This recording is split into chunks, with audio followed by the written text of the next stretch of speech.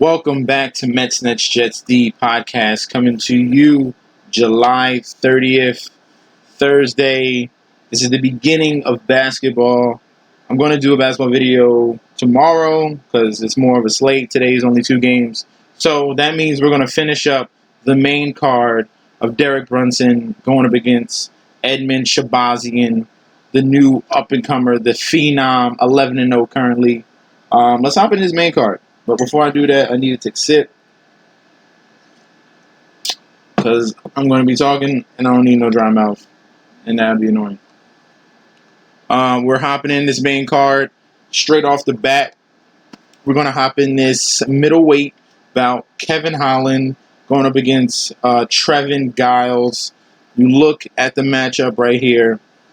Kevin Holland should be the favorite going by DraftKings. Let me double check.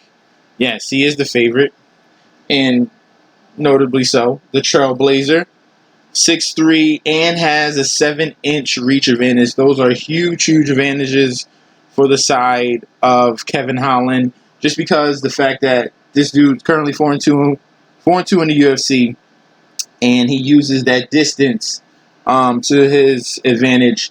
Has quick hands, light on his feet. Great knees to the body, very deadly in the clinch. But the length is going to be huge in this matchup because Trevin Giles, on the other hand, he tends to gas out in that third round. He likes to give it his all in those first 2, and he'll come with huge combinations, but he comes in hot and heavy. Let me just see Kevin Holland right here. Right there, 17-5, the Trailblazer. Had some good wins. GM3, who's on the card, he beat him. First fight in the UFC was against Thiago Santos. That was a huge test. Obviously, he lost that because of that. Thiago Santos was just a beast. And then Trevin Giles, on the other hand, kind of up and down. Let's just see. Yeah, when you're losing to Zach Cummings and then Gerald Mearshart, you got a problem. Zach Cummings, you should have won that fight. And this is where you gassed out, as you saw. Round three is where he gassed out and then got guillotine choke. You see it. You see the repetition. This is why I'm going with Kevin Holland in this situation. He's going to stay at distance, and he's going to pick him apart. Okay? Next fight, we're going with main card lightweight Bobby Green against Lando Groovy Vannata. This is the sequel to this bout, and this bout is super close. Super close. The height and weight are just about the same. Lando is younger, and Lando has so much ability. He just lets you down. He's the type of person that gives it his all in that one round and then slows down.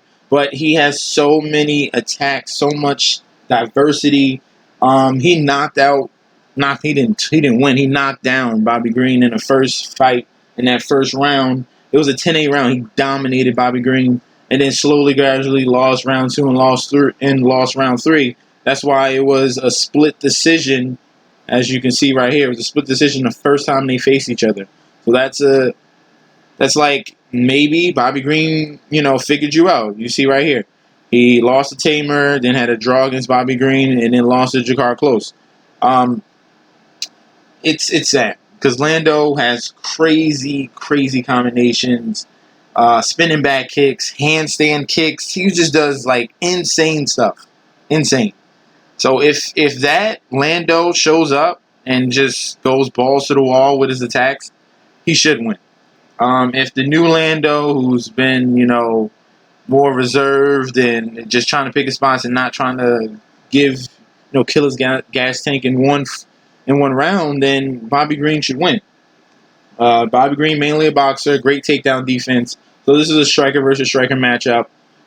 He should be aware of what Lando's going to throw at him, just because he threw the kitchen sink at him the first time, and he survived that first round and then brought it to a split decision. So he had some similar losses, Jakar Close, and Francisco Ronaldo. That's where Bobby Green got cheated on, and then you beat Clay Guida, which isn't that great of a win, but it's still a win. Now this is why I say this fight is very close, and it's hard. It's hard to choose which side you're going to land on. So for this video, for this video, just because I like the flair and I like what Lando can do. He already previously knocked down Bobby Green. I'm going to go with Lando. Okay, I'm going to go with Lando in this. Bobby Green might be able to edge it out just because, you know, he poured it on in that second and third round. But I think Lando can put it all together. I like the talent. He's younger and has more to give in this UFC division than Bobby Green. Next, we have absolute beast, Vicente Luque. Just look at this man's. You know, first we're going to look at Randy Brown. Randy Brown, long, lanky, not that much power. Rude boy Randy Brown, 30 years old. Has the height advantage, has a little bit of a reach advantage as well. Just look at some of his wins and losses. Beat Worley Alves, beat Brian. These are lower level guys. Lost to Nico Price, lost to Bilal Muhammad. Bilal Muhammad. The man has a super great chin, all around fighter. Just a really, really good UFC fighter. But guess what? Guess what Vicente Luque did? He beat all the dudes already. He beat Nico Price. He beat Bilal Muhammad. He knocked out Bilal Muhammad. You know Bilal Muhammad's chin is freaking steel and knocked him out. Vicente Luque is just an assassin. All right, that's why they call him silent assassin. This man has he was on a 6-fight winning streak. He only loses to great fighters. Stephen Wonderboy Thompson, Leon Edwards. These are the top tier guys at the top 1-2. You know, beat Nico Price twice. So you know where we're going here. Vicente Luque is the lock. All right, look at that man. That man stays in the pocket. He's going to throw fists, and he has crazy, crazy power. And Randy Brown's not going to be able to handle it. Point blank player. All right, legit contender. Next, we have Joanne Calderwood going up against Jennifer Maia. This is just a point blank period warm up for Calderwood. She was supposed to have a fight with Valentina Shevchenko, who is the champion currently at flyweight. Let me see if they scheduled it and then they canceled it. Let me see. I believe they did. Yeah, see, they canceled the bout. This was a month ago. So this is just a warm-up. In all due respect, like, I get it, Jennifer Maia, you know, you're taking this opportunity, but you're supposed to lose.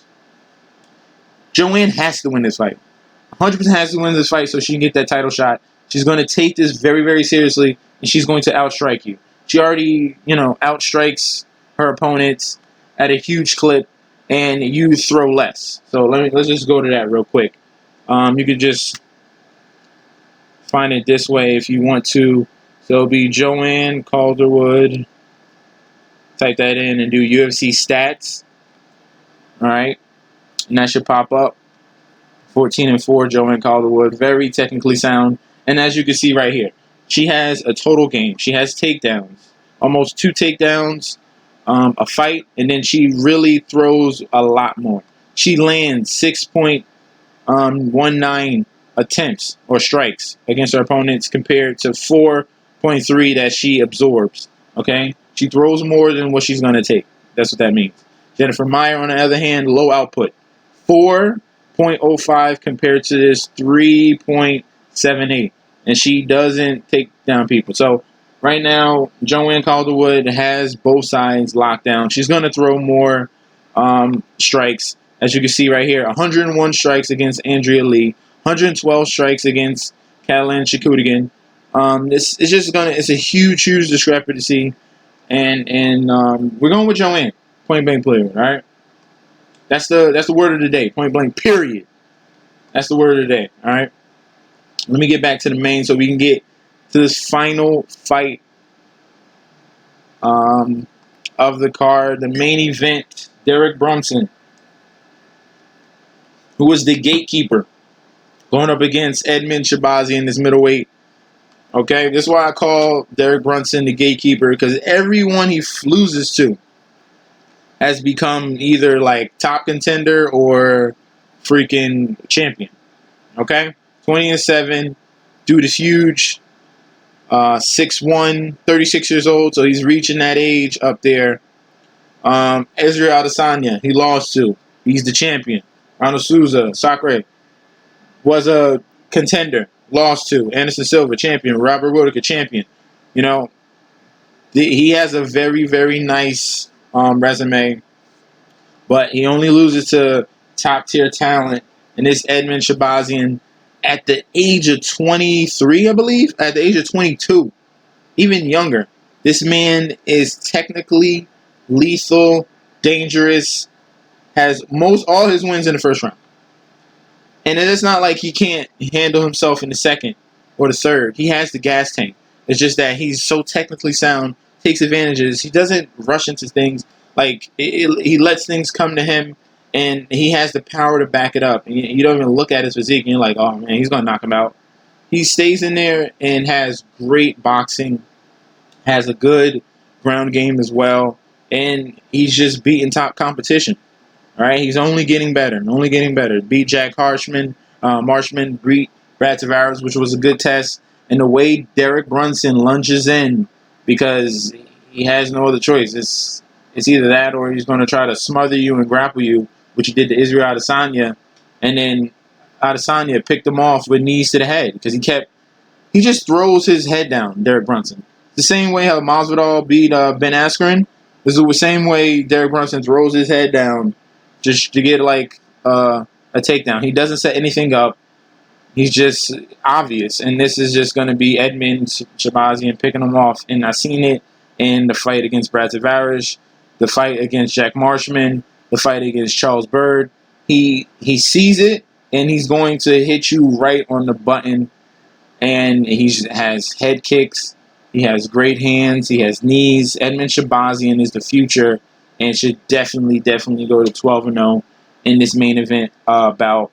Edmund Shahbazian, I got winning it in this main event. The Golden Boy, and that's his name for a reason. And that's what we got. We got pretty much all favorites. And I thank you guys for tuning in. We're going to be back tomorrow with basketball, and I'll probably do my final, my guarantees. And you know what? I'll tell you my guarantee. My guarantee is Edmund Shahbazian and Vicente Luque. That's going to be my parlay right there. So how much you want on that, those are my guarantees, okay? Edmund Shahbazian, Vicente Luque, parlay together. It should be plus 100. It should be. If you want to throw, add some other stuff to that, you can. But tomorrow we'll be back with basketball. Don't forget to like, comment, and subscribe to the channel. Follow me on Instagram and Twitter at MessageSD. And peace out.